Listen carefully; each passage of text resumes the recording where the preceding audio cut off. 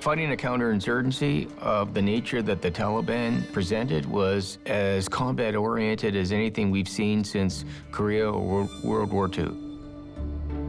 The ground that they picked was the same ground that the Mujahideen had fought on when they defeated a Russian division 30 years earlier.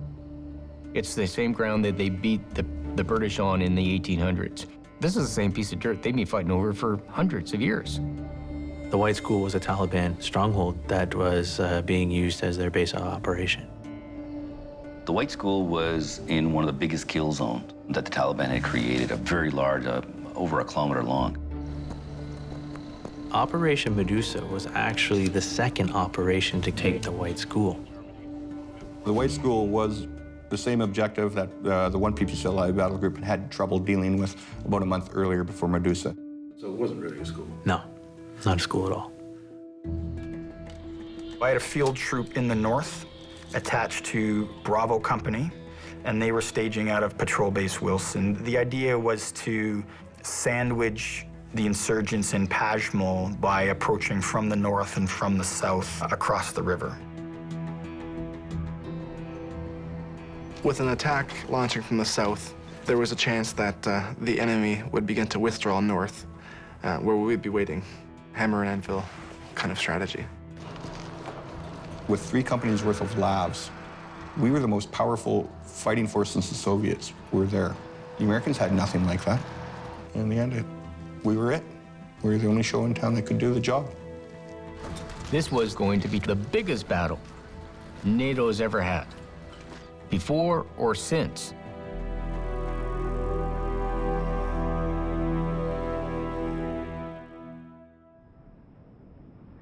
The orders were they're going to do 3 days of aerial bombings.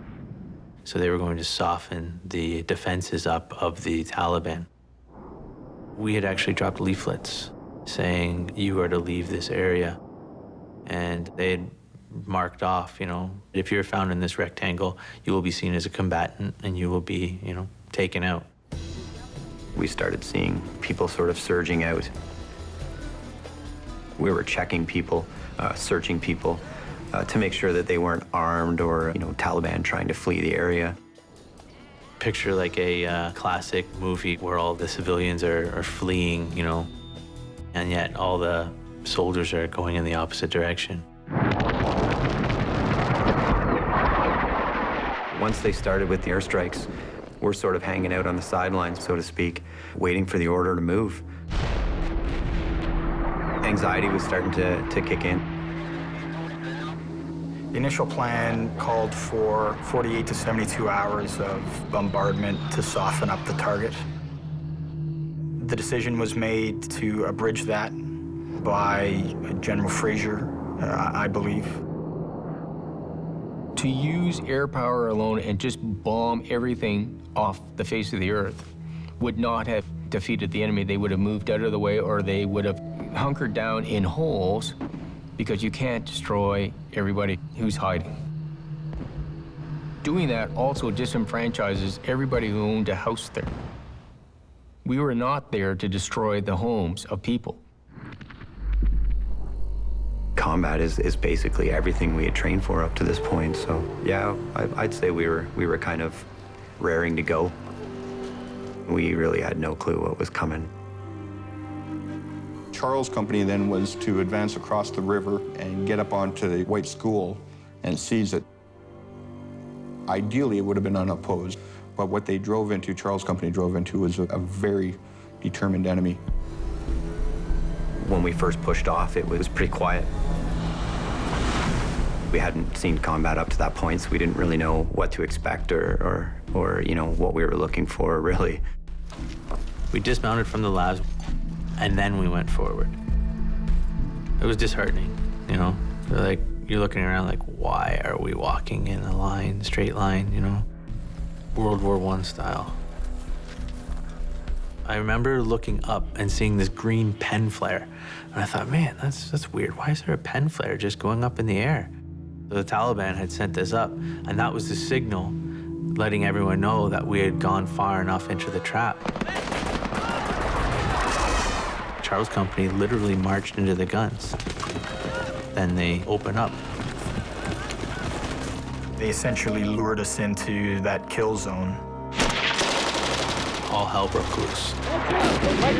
A rocket took out a sergeant. And another rocket took out a lav with Rick Nolan in it. Both were killed instantly. So that was the first time that I came under fire. It was a withering amount of fire that Charles' company was being confronted with. I can hear the rockets and the bullets flying. There's about 400 Taliban that are dug in, and we're 2 platoons, about 80 soldiers. I remember hearing it on the radio. They were getting hit hard. And even though you can't see it, you know that things weren't going right for them right off the bat. And there was a genuine worry, and you start to get that feeling in the pit of your stomach. No time did I ever feel like anybody had overall control. People didn't know whether they were coming or going. It was chaos. Frank Mellish actually took over this section. He was meant to be a soldier. Like, he was born with a rifle and standing at attention. It was at that point that this black football-esque metal object screamed right by me. It was a rocket. And it was at that time that I realized Frank was no longer standing there. Frank had been killed by this rocket, along with Private William Cushley. Let's go, move back. Hey, let's go, we're moving back. We had our asses handed to us. We lost. I'm all right. It was devastating. We were rock stars till that point. We were indestructible to that point. You know, nothing had really happened to us. And that just, it brought everything crashing down. There's a weight of responsibility that goes on a commander's shoulders that I don't think, unless you've ever been a commander, you understand and appreciate how lonely it is and how much of a burden that is. Everyone thinks about killing the other person, but you actually are going to kill your own people, and you can't avoid that. If you thought that fight that you've just gone through was bad, tomorrow is going to be absolutely worse.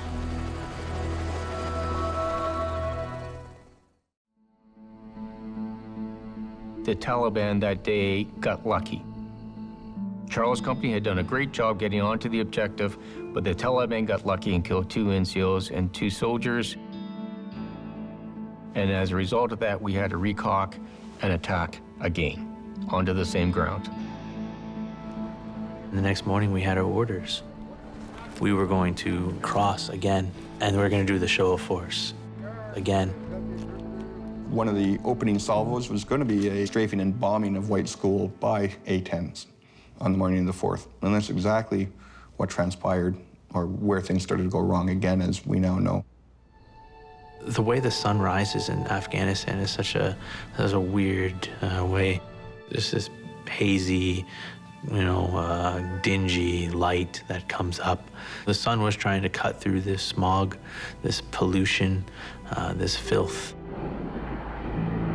I remember seeing the A-10 circling around us, and I remember looking up at it, and I was like, oh, it's a good feeling to have that there, It's a formidable aircraft. It's deadly, absolutely deadly. I watched the A-10 roll in. We all let out our cheer, because the A-10, when it does roll in and let loose its cannon, makes an incredible, kind of a chainsaw ripping noise. It's such a haunting sound.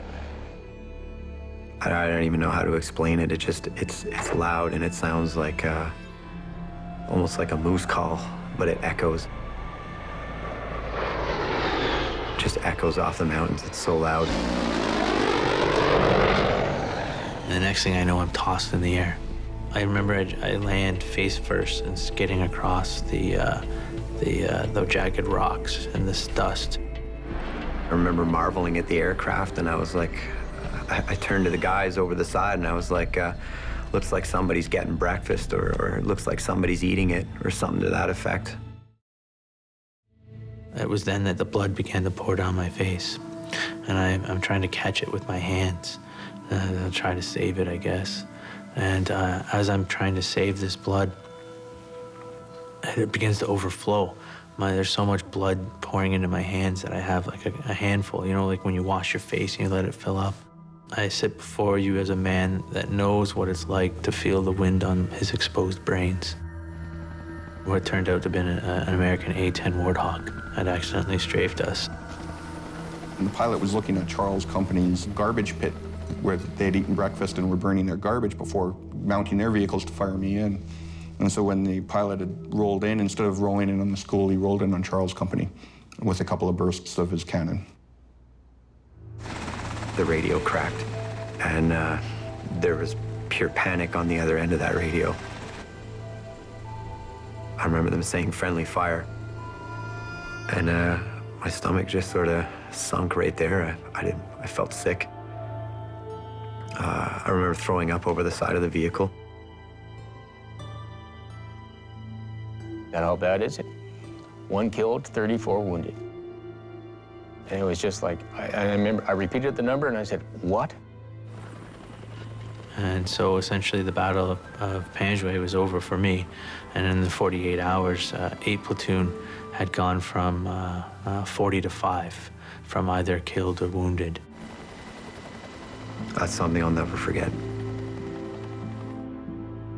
It's not the way soldiers are supposed to go, you know? Not friendly fire. Where are we going to go with this next? We've now made 2 attempts on this and stalled. We had to regain our momentum. We needed to do something. We had to take the fight to the enemy, and what were we going to do? It had to be done rapidly, because now we're on the world stage, and the Taliban are watching. We are the only people here on the ground, right? We need to sit here and figure out how we're going to take this objective, because there's no one going to come down here and help us. It is us, what we got on the ground. It was decided that clearly if the Taliban now have amassed and concentrated their force south to confront Charles Company, they must have left the back door open near me. I would attack from the north. Our OC, Major Abthorpe, came out and told us, you know, we're probably going to be thrust in as the tip of the spear, so be ready for that. You know, basically his way of telling us, game time, pull your shorts up and let's go.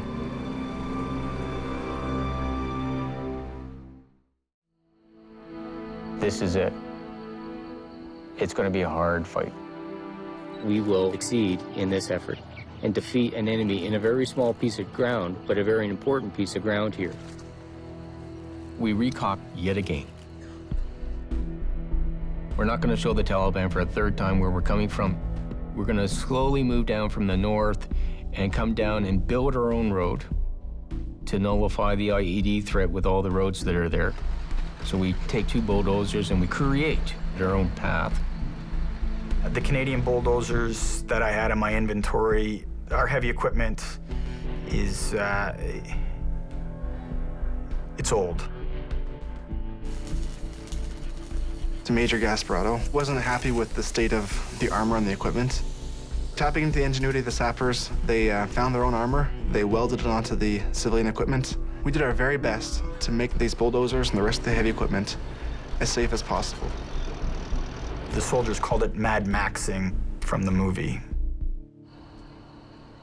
I formed the company up on the night of the 10th to give them the pep talk, to give them the speech that a commander ought to give them, that we're going to go into battle, to prepare yourselves and so forth. But I wanted everybody to remember the significance of September 11th, 2006, that would be the day that we finally really took the fight deep into the Taliban heartland at that point of where we were going. Very soon after, we began to launch our offensive from Patrol Base Wilson south towards the White School. Scared, excited? Excited and scared. Anybody that says they weren't scared was probably a liar. We moved in a highly methodical manner whereby artillery and aerial bombardment would hit the enemy positions on the front line. Infantry dismounted would then sweep out to take that new line, which would then allow my dozers to move forward and create a breach or a lane in the grape fields or over the wadis, which then would allow the lavs to come forward. I remember thinking a lot of things during the firefight. Is this real? Go, go, go! It was exciting. It was exciting. When I say it's fun, I can think of a lot more fun things to do than being shot at, or even having to shoot at another human being. I wouldn't call that fun. They were prepared to die for their cause. These roads, the intelligence told us, were full of IEDs, and we found hundreds of them. The enemy places roadside bombs and IEDs along roads. So the best way to not fall victim to an IED is to avoid roads. It involved collateral damage, but it also resulted in avoiding IEDs. I remember telling the task force, destroy as little as you possibly can, because people have to move back there afterwards. Knock down walls, which we can rebuild, but try not knock down the whole compound, which we don't have to do. So when the families come back, we don't become the enemy. I remember one bulldozer. I remember watching the guy bulldozing with the optics on the vehicle, and he hit an explosive device. And whether it was an old landmine or it was something that they had planted, but he hit an explosive device in front of his vehicle. I remember seeing the huge plume of dust. There was so much chaos going on, they couldn't figure out who it was, and that's when we heard Josh's name over the radio. What's his full name? Joshua James Kluge. Really, in the end, it took a friend dying to make me realize that this was a horrible, horrible thing. You mean the war? Just war. War is a terrible, terrible thing.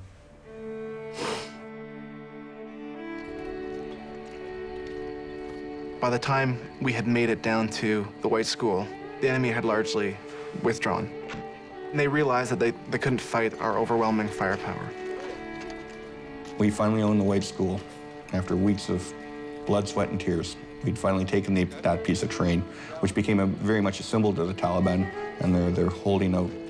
We finally had dislocated them. Operation Medusa, certainly the shooting portion of it had come to an end. Success. The mission was achieved in the end, yes. Following our successes on Operation Medusa and their losses, the Taliban truly realized the absolute overwhelming amount of firepower we were bringing to bear. And even in any dedicated man's mind, there comes a point of futility of why am I going to stand here? I can run away and fight another day. Our assessment is we've probably killed 1,000, which is just disgusting a number. So we probably killed most of their command and control in the area. It was just horrendous. In terms of numbers, nobody can really afford to lose that many people and to lose that much real estate. So I would say that it pretty much, that was the straw that broke the camel's back for the Taliban. And so, in classic insurgency fashion, they further blended and they withdrew.